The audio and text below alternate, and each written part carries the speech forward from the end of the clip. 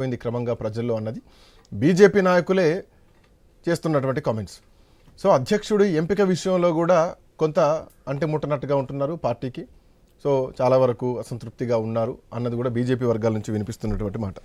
ఈటల రాజేందర్ విషయంలో ఈటల కూడా కొంత అఫ్కోర్స్ ఆయన కొంచెం నిరాశలో ఉన్నారు. ఢిల్లీకి కూడా ఏదో లేఖ రాస్తాం, పార్టీలో ఏం జరుగుతోంది ఏంటి అన్నటువంటి అంశాన్ని కూడా చెప్తా అన్నటువంటి వార్తలు కూడా భారతీయ జనతా పార్టీ వర్గాల నుంచి వినిపించాయి. ఇట్లా నేపథ్యంలో రాజాసింగ్ మొదటి నుంచి కూడా పార్టీకి కట్టుబడి ఉన్న వ్యక్తి, పార్టీ ఎందుకు అధికారంలోకి రావడం లేదన్నది బహిరంగంగానే చెప్పినటువంటి వ్యక్తి. ఎస్, పార్టీ నాయకత్వాన్ని వ్యతిరేకించారు, మోడీ నాయకత్వాన్ని వ్యతిరేకించలేదు, బీజేపీ సిద్ధాంతాలను వ్యతిరేకించలేదు, కేవలం పార్టీలో తీసుకుంటున్నటువంటి నిర్ణయాలను మాత్రమే వ్యతిరేకించారు. సో దానికి ఎవరు బుజ్జగించింది లేదు. ఆఫ్కోర్స్ కొన్ని కామెంట్లు కూడా ఇండైరెక్ట్గా వెటకారంగా కిషన్ రెడ్డి దగ్గర నుంచి రావడం జరిగింది. కొంతమంది సీనియర్లు, పార్టీలో సీనియర్ నాయకులు రాజాసింగ్ లాంటి వాళ్ళు చెప్తే మేము నేర్చుకుంటాం చేస్తామని చెప్పి కూడా కొంత వ్యంగ్యంగా చెప్తే దానికి కూడా ఆయన సమాధానం ఇచ్చారు. సో ఒక ఫైట్ అయితే నడిచింది between Raja Singh and Kishan Reddy. So అధ్యక్ష మార్పు తర్వాత భారీ నిర్ణయాలు పడ్డాయి. సో ఇప్పుడు అసలు ఒక్కసారి రాజాసింగ్ ఏమన్నారో ఒకసారి బయట విందాం. పీసీఆర్ ఒక్కసారి బయట ప్లే చేయండి, తర్వాత బీజేపీ పీసీఆర్ బయట ప్లే చేయడానికి ప్రయత్నించారు. రాజాసింగ్ ఇందాక చేసినటువంటి కామెంట్స్. బిఫోర్ దట్ నందరెడ్డి గారు భారతీయ జనతా పార్టీకి లాభమా నష్టమా? రాజాసింగే పార్టీ నిలబెట్టినటువంటి వ్యక్తి కాదని కాదనడానికి ఏ ఛాన్స్ లేదు. శాసనసభలో వినిపించినటువంటి ఏకైక గళం రాజాసింగ్. అట్లాంటి గళాన్ని ఈరోజు బీజేపీ దూరం కొట్టింది. ముందుగా మీకు, తోటి మిత్రులకు, ఐ న్యూస్ ప్రేక్షకులకు నమస్కారం. నేనేమంటున్నంటే రాజాసింగ్ అనేటటువంటి ఒక పర్సను భారతీయ జనతా పార్టీ కార్యకర్త కాకున్నా భారతీయ జనతా పార్టీకి వచ్చిన తర్వాత 3 సార్లు ఎమ్మెల్యే టికెట్ ఇచ్చి గెలిపించినటువంటి ఒక పార్టీ భారతీయ జనతా పార్టీ. కానీ ఆయన ప్రతిసారి భారతీయ జనతా పార్టీలో ఉన్నటువంటి ఒక అంతర్గత విషయాలను బహిర్గతం చేయడం ద్వారా ఎన్నోసార్లు పార్టీ సస్పెండ్ చేసినది. కానీ ఆ సస్పెండ్ నేనేమంటున్నా, సస్పెండ్ కాదని నాకు నేనే బయటకు పోతున్నా, నా రాజీనామాను స్వీకరించండి, నన్ను దయచేసి బయటకు పంపించండి అని ఆయన రాతపూర్వకంగా ఇచ్చినటువంటి ఒక లెటర్ ఆధారంగానే ఈరోజు ఆయనను పార్టీ నుండి బహిష్కరించడం జరిగినది. ఆయన రాజీనామాను వినతి పత్రాన్ని తీసుకొని మనం దాన్ని ఆమోదించడం జరిగింది. ఇంతే, చాలా సింపుల్గా. ఇంకొకటి ఏంటంటే రాజాసింగ్ అనేటటువంటి ఒక పర్సన్ భారతీయ జనతా పార్టీ ఎప్పుడు గిట్ట వ్యతిరేకించలేదు. ఆయన భారతీయ జనతా పార్టీలో ఉన్నటువంటి ఒక అంతర్గత విషయాలను బహిర్గతం చేయడం చాలా బాధాకరమైనటువంటి ఒక విషయం. ఇంకొక విషయం ఏంటంటే రైట్, ఓకే, రాజాసింగ్కు ఏ పదవి ఇవ్వాలి, రాజాసింగ్ను ఎట్లా ముందుకు తీసుకుపోవాలన్నటువంటి ఒక విషయం భారతీయ జనతా పార్టీకి క్లారిటీ ఉంటుంది. రైట్, ఓకే, ఈటల రాజేందర్ గారు గిట్ట చాలా అగ్రెసివ్గానే మాట్లాడిండు. రకరకాలైనటువంటి ఒక వ్యక్తుల విషయంలో బీసీ కార్డులో ఆయన గిట్ట రాష్ట్ర అధ్యక్ష పదవి వస్తుందని సమాజం అనుకున్నాము. కానీ ఇక్కడ ఏం జరుగుతున్నది, ఒక బీసీ నేతకు, మన తెలంగాణ పర్సన్కు, లక్ష్మణ్ గారికి ఆల్ ఇండియా ఓబీసీ మోర్చా అధ్యక్ష పదవి ఇచ్చినటువంటి ఒక భారతీయ జనతా పార్టీ, గతంలో ఇక్కడ బీసీ అయినటువంటి ఒక రాష్ట్ర అధ్యక్ష పదవి ఇచ్చిన లక్ష్మణ్ గారికి, అదేవిధంగా బండి సంజయ్కి, బీసీ అయినటువంటి ఒక బండి సంజయ్కి రాష్ట్ర అధ్యక్ష పదవి ఇచ్చినది. భారతీయ జనతా పార్టీలో ఉన్నటువంటి ఒక అంతర్గత సిద్ధాంతాలలో ఉన్నటువంటి ఒక ఎలక్షన్ క్యాంపనింగ్ ఏదైతే ఉన్నదో, జిల్లా అధ్యక్షుని ఏ విధంగా ఎన్నుకోవాలి, రాష్ట్ర అధ్యక్షుని ఏ విధంగా ఎన్నుకోవాలన్నటువంటి ఒక విషయంలో ఆ సిద్ధాంతాన్ని కాదని ఆయనకు అనుకూలంగా సిద్ధాంతాన్ని మార్చమంటే మార్చడానికి ఒక రాజాసింగే కాదు, భారతీయ జనతా పార్టీలో ఉన్నటువంటి ఒక ఏ వ్యక్తి చెప్పినా భారతీయ జనతా పార్టీ ఇన్నది. కేవలం సిద్ధాంత పరంగానే భారతీయ జనతా పార్టీ ముందుకు పోతుంది. వ్యక్తుల మీద నిర్మాణమైనటువంటి ఒక పార్టీ భారతీయ జనతా పార్టీ కాదు, తత్వ సిద్ధాంతం కలిగినటువంటి ఒక party Bharatiya Janata party.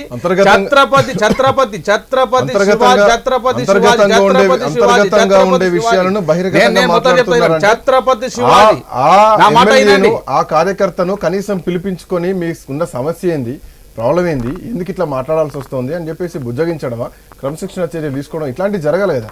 So ఏం మాట్లాడినా, ఎన్నిసార్లు మాట్లాడినా, అఫ్ కోర్స్ రాజాసింగ్ చేసినటువంటి కామెంట్ బీజేపీ అధికారంలోకి రాకపోవడానికి బీజేపీలో ఉన్నటువంటి కొంతమంది కారణం. సో ప్రతిపక్షాలు లేదంటే అధికార పక్షంలో ఉండే వాళ్ళు ఇచ్చేటువంటి ప్యాకేజీలకు ఆశపడి వాళ్ళు కాంప్రమైజ్ అవుతున్నారు అన్న కామెంట్, సంచలన కామెంట్ రాజాసింగ్ చేశారు. వాస్తవం కదా ఇదే కామెంట్ అఫ్ కోర్స్ కవిత కూడా చేసినటువంటి కామెంట్ అనుసంధానంగానే రాజాసింగ్ చేసినటువంటి కామెంట్. నేనేమంటున్నా, కవితకు రాజాసింగ్కి ఏమన్నా దగ్గర ములాఖాత్ ఉందేమో నాకు తెలియదు, నువ్వు చెప్తేనే ఇప్పుడు నేను వింటున్నా. నేనేమంటున్నా భారతీయ జనతా పార్టీ దేశం కోసం, ధర్మం కోసం, సిద్ధాంతం కోసం పనిచేసేటటువంటి ఒక పార్టీ కార్యకర్తలు, నాయకులు భారతీయ జనతా పార్టీలో ఉంటారు. ఇప్పుడున్నటువంటి ఒక రామచంద్రరావు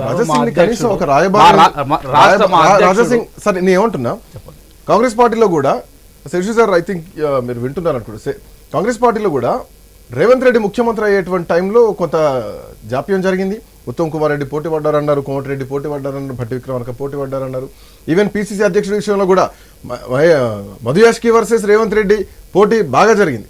ఆ విషయం సారీ రేవంత్ అంటున్నా, మహేష్ కుమార్ గౌడ్. సో ఇందులో కూడా చాలా పోటీ జరిగింది. సో ఇట్లాంటి పోటీల్లో కూడా వాళ్ళు కాంప్రమైజ్ అయిపోయారు. బట్ రాజాసింగ్ అంత పెద్ద సంచలనాలు ఏం చేసి పార్టీకి విరుద్ధంగా వ్యతిరేకంగా ఏం చేయలేదు కదా. ఆయన విషయంలో ఎందుకు ఒక్కరు కూడా రాయబారం చేయలేకపోయారు? ఇమ్మీడియట్ గా అధికార ప్రతినిధులు పెట్టి రాజాసింగ్ మీద ఆరోపణలు చేయించడాలు, రాజాసింగ్ స్పీకర్ ఫార్మెట్ లో మీరు రాజీనామా ఎందుకు చేయలేదు, రాజీనామా లేఖను ఎందుకు ఇచ్చారు, జాతీయ నాయకత్వం చూసుకుంటుంది, అసలు లెటర్ ఇవ్వడం టక్క టక్క టక్క కామెంట్. అందుకే సిద్ధాంతం గురించి చెప్తాడే మీరు చెప్పనిస్తలేరు. భారతీయ జనతా పార్టీ సిద్ధాంతంలో ఏమి రాసుకున్నామంటే, ఛత్రపతి శివాజీ తదనంతరం 350 రాజ్యాలు ఎందుకు పతనమైన రాజ్యాధికారం ఎందుకు కోల్పోయినాయి, వ్యక్తి మీద నిర్మాణమైనటువంటి ఒక సిద్ధాంతం గాని, దేశం గాని, రాజ్యం గాని ఏది శాశ్వతంగా ఉండదు. తెలంగాణలో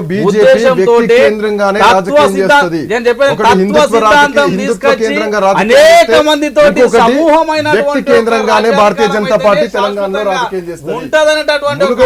మునుగోడులో భారతీయ జనతా పార్టీ సిద్ధాంతం గెలవలేదు. మునుగోడులో కేవలం కోమటిరెడ్డి రాజగోపాల్ రెడ్డి సిద్ధాంతంతోనే ఈవెన్ సెకండ్ ప్లేస్ లోకి వచ్చింది.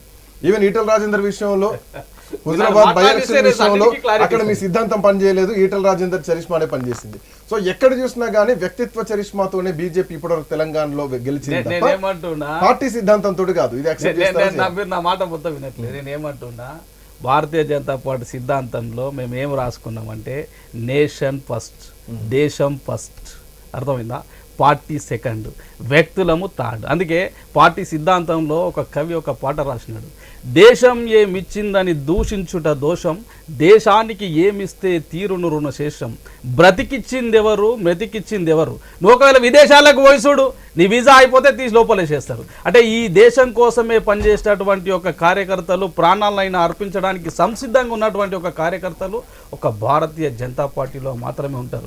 టీఆర్ఎస్ పార్టీ చూడండి, అయితే కేసీఆర్ కావచ్చు, లేకపోతే ఆయన కొడుకు కావచ్చు, లేకపోతే అల్లుడు కావచ్చు, బిడ్డే కావచ్చు, వాళ్ళు మాత్రమే మాట్లాడి వాళ్ళకు అనుకూలంగా ఉండేటటువంటి ఒక పార్టీ టీఆర్ఎస్ పార్టీ. ఈ కామెంట్ మీద చెప్పండి. లక్షలాది కార్యకర్తల గొంతును ఢిల్లీ వరకు తీసుకెళ్దాం అనుకున్నా, ఢిల్లీ నుంచి ఏమైనా నన్ను పిలిపించి భుజగిస్తారా, మాట్లాడితే నా కష్టం చెప్పుకుందాం అనుకున్నా, కానీ వాళ్ళు అర్థం చేసుకోలేదు. లెటర్ ఇచ్చిన ఉద్దేశం ఏంటి, ఏ ఉద్దేశంతో లెటర్ ఇచ్చినా అన్నది పరిశీలించలేదు అన్నది రాజాసింగ్. పార్టీలో ఉన్నటువంటి ఒక అంతర్గత రాజ్యాంగాన్ని వ్యతిరేకించేటటువంటి ఒక హక్కు నీకు లేదు అంటున్నా. అంతర్గతంగా ఉన్నటువంటి ఒక చట్టాలు ఏవైతే ఉన్నాయో వాటికి అనుకూలంగా నువ్వు పోటీ చేసినట్టయితే, నువ్వు అదే 10 మంది ఏదైతే రాష్ట్ర కౌన్సిల్ మెంబర్స్ ఉన్నారో నీ ఫామ్ మీద సంతకం పెట్టినట్టయితే నిన్ను పరిగణలోకి తీసుకునేటటువంటి ఒక పరిస్థితి ఉంటుంది. ఆ పరిధి లేదు కావనే నిన్ను పరిగణలోకి తీసుకోలేదు. భారతీయ జనతా పార్టీ సిద్ధాంతాన్ని, రాజాసింగ్ సిద్ధాంతాన్ని వేరుగా ఎవరు చూడలే ప్రజలు. భారతీయ జనతా పార్టీ సిద్ధాంతం హిందుత్వ సిద్ధాంతమే, గోమాత సిద్ధాంతమే, హిందూ భావజాలం, ప్రతి హిందూ కార్యకర్త కోసం భారతీయ జనతా పార్టీ. వినండి. బట్ ఎక్కడ కూడా రాజాసింగ్ ఆ లైన్ దాటలేదు. పార్టీలో కోవట్టులున్నారు, అధిష్టానం దృష్టిలో పెట్టుకోవాలి, తెలంగాణలో అధికారం రాకపోవడానికి కారణమే వీళ్ళన్నారు తప్ప ఆయన ఎప్పుడు హిందుత్వ భావజాలం నుంచి బయటకు రాలేదు. బీజేపీ సిద్ధాంతమే, హిందూ సిద్ధాంతమే రాజాసింగ్ సిద్ధాంతం. ఒకవేళ రాజాసింగ్ ను పక్కకు పెట్టాలనుకుంటే 3 సార్లు ఆయనకు ఎమ్మెల్యే టికెట్ ఎందుకు ఇచ్చి గెలిపిస్తుంది భారతీయ జనతా పార్టీ?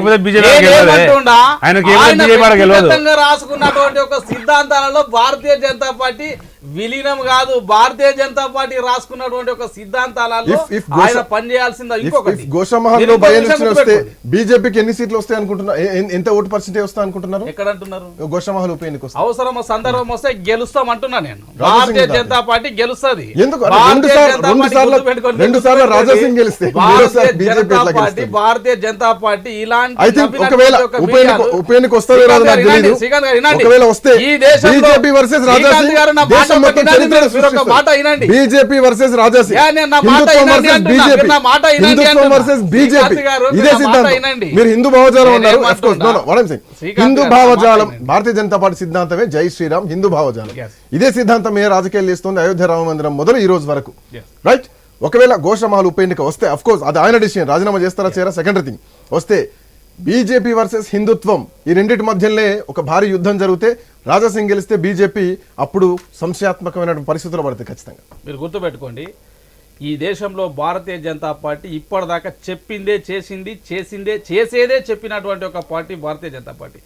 రామ మందిర నిర్మాణం కట్టి తీర్థమని చెప్పినటువంటి ఒక భారతీయ జనతా పార్టీని ఆ రోజు దేశంలో ఉన్నటువంటి ఒక మీడియాలని వ్యతిరేకించినాయి. 370 ఆర్టికల్ తీసేసి జమ్మూ కాశ్మీర్ను భారతదేశంలో విలీనం చేస్తామంటే ప్రజలంతా పక్కపక్క నవ్విరు, మీడియా ఛానల్ నవ్వించినాయి. అదే విధంగా ఏదైతే త్రిపుల్ తలాక్ ఏదైతే ఉన్నదో కానీ భారతీయ జనతా పార్టీ ఏ రోజైతే చెప్పిందో కట్టుబడి పనిచేసినటువంటి ఒక పార్టీ భారతీయ జనతా పార్టీ.